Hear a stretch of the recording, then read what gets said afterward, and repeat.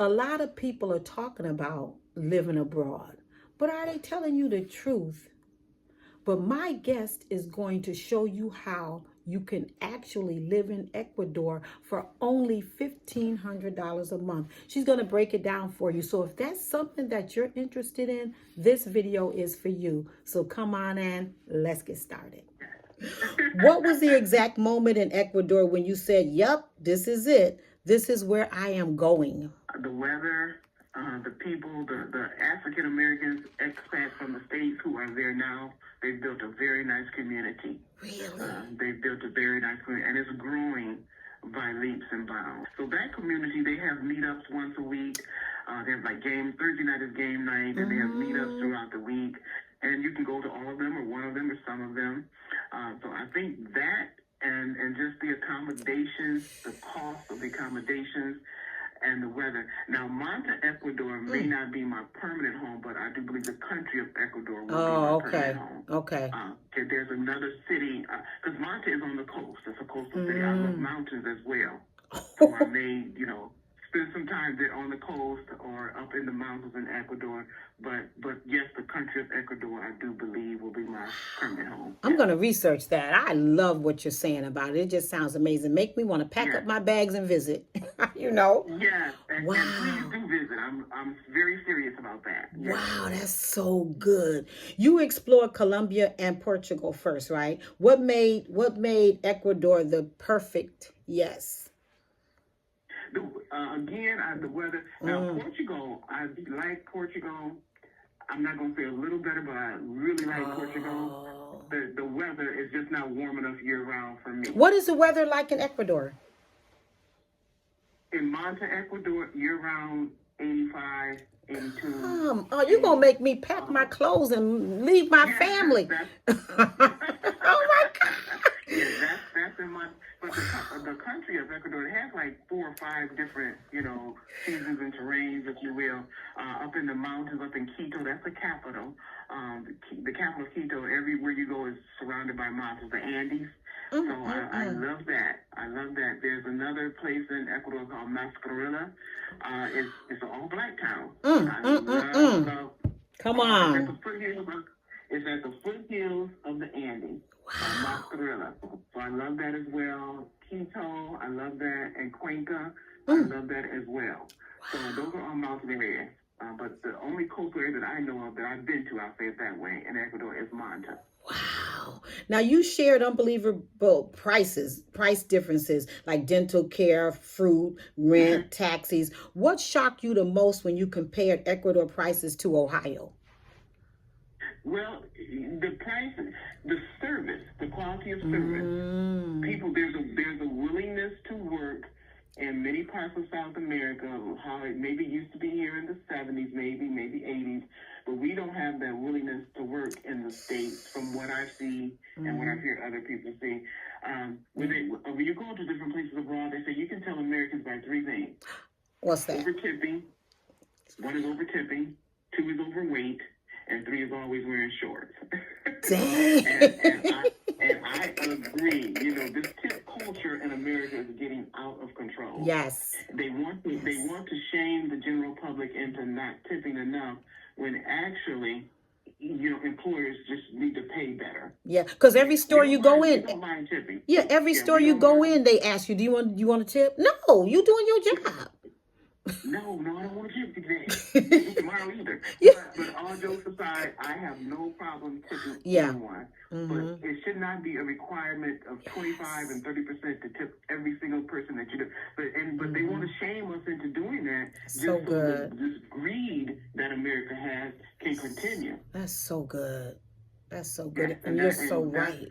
So that, and then again, the quality of service, years ago, how you couldn't catch a taxi, that they want to pick up people or just whatever. You can't walk down the street without somebody honking. When I first went to Ecuador, I was walking down the street to a restaurant or store, wherever, and the taxis were just going. I said, now, they must think I'm crazy if they get in that, I'm going to give that taxi with them. I don't know you. I ain't going to do that. But come to find out that's what they do, if it's a yellow authorized taxi, that type of thing. But just the willingness to work. the willingness to work and the quality of service that I received at many places, Ecuador and Colombia and even Portugal, that I encountered. That's And that's so from good. restaurants to medical facilities, grocery stores. That's so good. For you, living well for less means quality food, beautiful spaces, Yes. and affordable health care. How does that vision come alive in Ecuador? It comes alive because I've lived it. Oh. It comes alive. It comes alive because I read about it, I heard about it, and I lived it. Lived it once. The first time I was there for 2 weeks. The second time I was there for a month. Wow. So it comes alive, and then you come back to the States, and it's hey, you go into a store, hey, Wow. And I got a little upset once. I was like, hey, what about hello? What about that? What about that? Everywhere, even when I was in London, I was everywhere, going in and out of the hotel every day. I was addressed as Mrs. Francis. Really? I was addressed as that. And in Ecuador, if you're senorita, or and I'm talking, and if they know you, you're senorita Amy. But just like in stores, it's very. When I went to Ireland last year ago this time I was in Ireland, and I met an African. He said, America is very slang. Yeah. And I think we are. We're very slang. And being 62 years old, even when I was younger, we didn't do slang. Again, raised in a very religious household, you didn't do slang. It was yes and no. Or yes, ma'am, or no, ma'am. That's right. Yes, it wasn't yeah, well, it was none of that. That's right. And I think America is so slang, and I'm over that. You broke down your pension and said it would be enough. How did you plan that out so you knew you'd still have a little left? I didn't plan it out. I think I sent you a sheet. Just in researching, I found, and this is before I even left the state, so even before I went to Ecuador, just in researching, I found out that if I like the years ago, I started at 1,000, then I upped it to 1,500 because I started looking at this years and years ago. So up to the 1,500, I said, if I can live off 1,500, I know I get more than 1,500, and I can live off 1,500. Plus, if I rent, I plan to rent my house out. So good. So, you can rent I plan to rent a part of it, not all of it, part of it out. You don't know how my house is set up, but I plan to rent out the studio. Oh, okay. I'll say it that way. Okay. Yeah, I plan to rent part of it out of the studio, and then I have the other part that if I come back and forth, I have somewhere to lay my head, if nothing else. And I have siblings that I could stay with also. That's so good. But yes, between the pension and house rent, you can live very well. I say any senior that's under 3,300 a month, maybe under 3,000 a month, and you're struggling or kind of struggling, I honestly would say look outside the United States. Really? And even if you're not struggling, just want something different or whatever. But I will say, any senior that's living has 3,000 a month, 3,300, something like that, and you're kind of struggling between your Medicare, Medicaid, house, if it's not paid off, house repairs, house maintenance, and you have all of that under your belt, and you only have 3,000 a month coming in or less. Yeah, I'm telling you to look outside of the United States. There's a migration going on. I'm not going to call it the Great Migration yet, because I don't think we're there. How in the 40s and 50s they moved from the south to the north. Even the people in the Caribbean, they traveled up I-95. That's why there's so many Caribbeans in New York City and Connecticut, because they just traveled up I-95. Wow. And so when they write in the books, and I'm going to say it this way. Maybe I shouldn't. I'm going to say it this way. When white people start writing in the books about this great migration of Americans moving overseas, they're going to be behind. I may be 95. I'm like, no, that didn't start then. That was happening way before. It's happening now. In 20 years, 15 years, somebody's going to look up and say, these people are leaving America. They're black people, white people too, but black people are leaving America. Black women, particularly, are leaving America. They're leaving America. And that's all you got. They're just leaving America. That's right. Your siblings are supportive but sad, right? You're all the you're 60 now, right? How 62, is but yes. 62? How is your family handling you moving emotionally? Like so far away. That It's gotta so be far hard. away, and I just talked to my brother Michael probably about a half hour before I thought I got to call this lady for an online interview. Mm-hmm. But they hate to see me go Yeah. because it's so far away. It's not like you can get there in 3 or 4 hours. Yeah. It's so far away, and I will come back, but it's not like you're going to be back once a year. Not likely. Wow. So they hate to see me, and I think the biggest thing about Ecuador is they do not embalm people. So What? if I pass away over there, it's not likely they will see me. What does that mean? They bury the next day. Lord Or Jesus. cremate you. Yes, ma'am. They cremate you or bury you. So wait a minute. The next day within 24 hours. So you don't have a choice.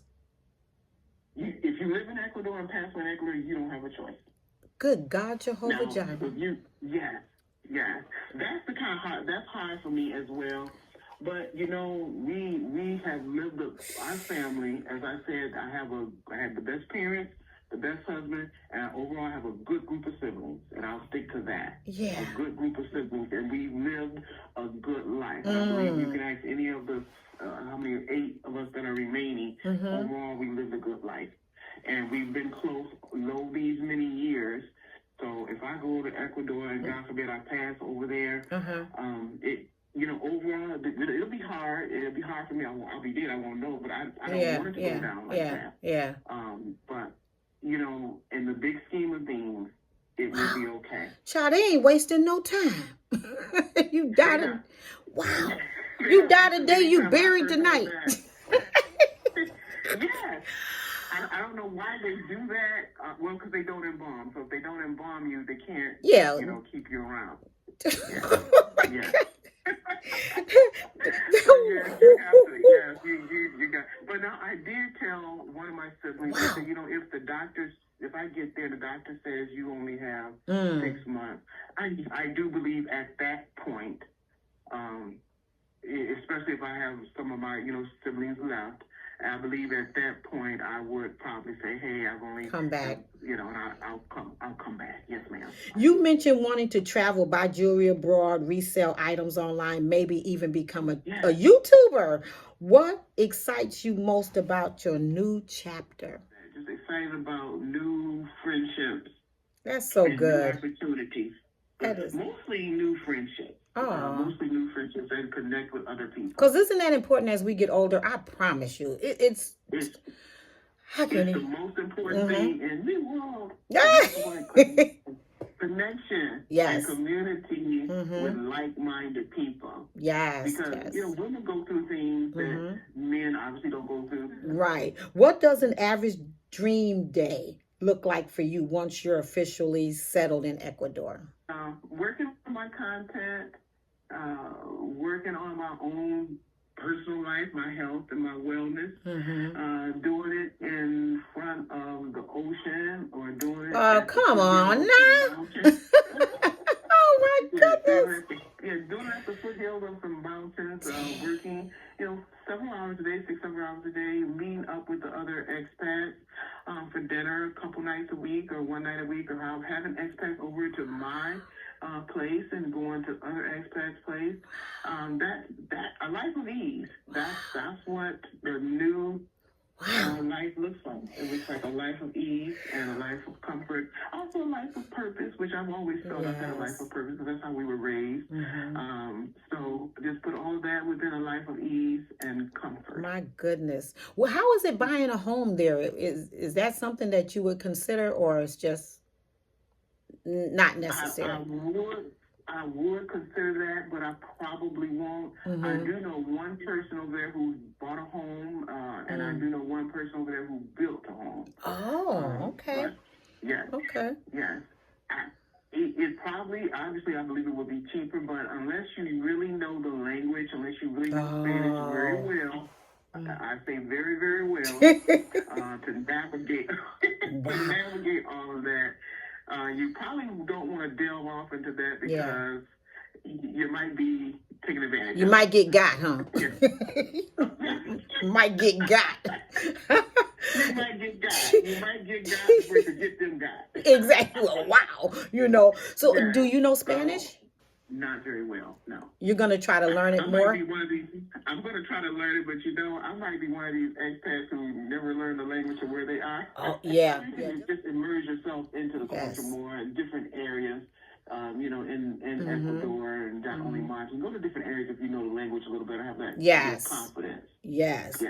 Now, there's a growing African American community in Mantle. Is that it? Manta, Ecuador. Manta. How did connecting with them influence your decision? Just, talking to them, so helpful, so polite, following their story online, seeing what people do, and actually going to see them, but just helpful. And I saw that I'm going to use the word, they were regular people. Wow. They were electricians, a real estate person, government people, teachers.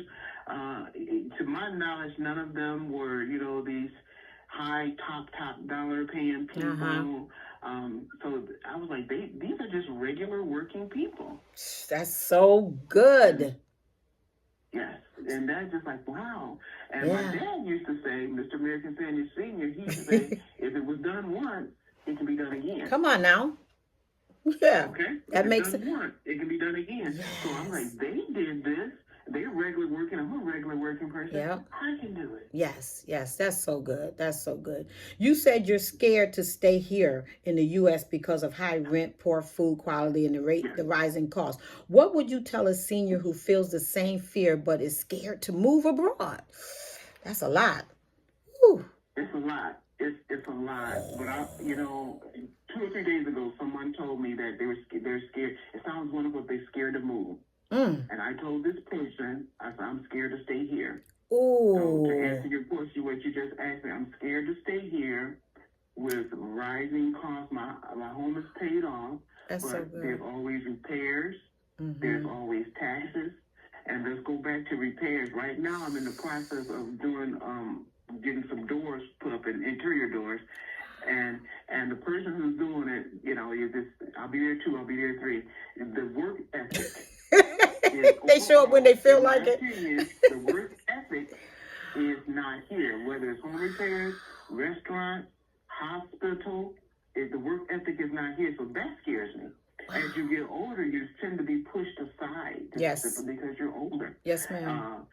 Again, back to South America, that typically it happens less there, I believe, than here, just because of the culture that's there. We're this individualized culture. We got to be beautiful, or you got to have money, or you got to have your breasts hanging out, or your behind hanging out. You got to have something like that to be of some value. And that it just can't be like that. When you get 65, 70, you probably won't have your breasts hanging out. Child, you over there. You trying to hold these things up. Please, we over that. So we're over that. We're over that. And many of us was never into it. Right. So we're over it. Right. But the high rising costs, the food, the prices of food, getting around, going to the store is expensive. Again, like I said, I had that accident, and getting to the store is going to be costly. That stuff like that scares me. And then let's say I get 75 and don't really want to drive. I know that I can go where I need to go for a few dollars. Wow, that's amazing. Your Medicare, what people get over 65, Medicaid, I get them mixed up, but either or, when you get 65, that's $300 or $400 a month you got to, and that don't cover everything, as we all know. We know that. We know that. We there. We know that. Yes. It doesn't cover everything. So then you still have that to contend with. So all of that just bunches up, and then doing it alone, meaning no children or grandchildren. You're doing it alone. Wow. You're doing it alone. And even though you have siblings, it's different. They probably 85. They probably 85. That means they're 85. They just as tired as you are. they're just as tired as you are. Right. So it's all of that. And a few months ago, I wanted to go to Detroit. Didn't feel like driving. You know, Detroit is 2 hours from where I live. And I wanted to go to the museum. I want to go to the mosque. And that type of thing. And Amtrak was $160 to go 2 hours. Dang, that's $200. That's close to $200. You know that don't make no sense. It don't. It don't. It probably would have cost you 50 cents in Ecuador. I can go from Manta to this place where I'm planning to go for $22 on the train. It doesn't make any sense. From Sandusky, Ohio to Detroit, Michigan, Amtrak charges that much. You know, you can charge $100 and still, but you know, and still make your greed. But we're going back to the greed and the capitalism of the United States of America. I have no problem with people making money off of what they do. Because that's you're not Santa Claus. You're doing it to make money. But the greed is that part. Yeah, it's that part. Going to get us. Some Americans. And I don't see that group getting better. Oh yeah, probably won't. Some Americans believe the United States is the best place in the world. You disagree. What do you wish seniors understood about life outside of the USA? What can you tell us? How can you help us? I would say don't believe in propaganda. They want to keep you here in America, to keep you working, to keep you making this country going. And we got to work. I have no problem with working. But this propaganda, there's a difference between working and propaganda. They want to make you think that every place else is worse. And so what I would say to seniors and anybody else is research and read. And then I would say just take a few extra minutes to think. Come on. And if you're in community with other people, if you and the ladies at your church are talking, then you can say, well, my granddaughter went here and said this. Well, my son went here and said that. And then you're going to connect with it, and then you're going to connect the dots. Yeah. But you got to think now. You can't be a person who don't think. You have to think. Yeah. You have to connect the dots. Don't believe the propaganda. Yep. Connect the dots and think and connect with other people. Yes. And once you do that, and then ask the Lord to help you. Come on. That's the key. Understanding for whatever it is. The Bible says we perish for lack of understanding. Not necessarily because of lack of money or lack of we perish because we don't understand how to get money or how to get food or how to get a better life. We don't understand it. And so once you connect with people, believe, think outside the box. I don't really like that phrase. I know. Think. But think. Yeah. God gave you a brain for a reason. So use it. That's what I would say to the seniors. Okay. Get with like-minded people and just don't believe everything you read and everything people tell you. Yeah. If you check it out for yourself, if possible. That's right. Yeah. Wow, Amy, this was fantastic. I hope you enjoyed doing this as much as I did.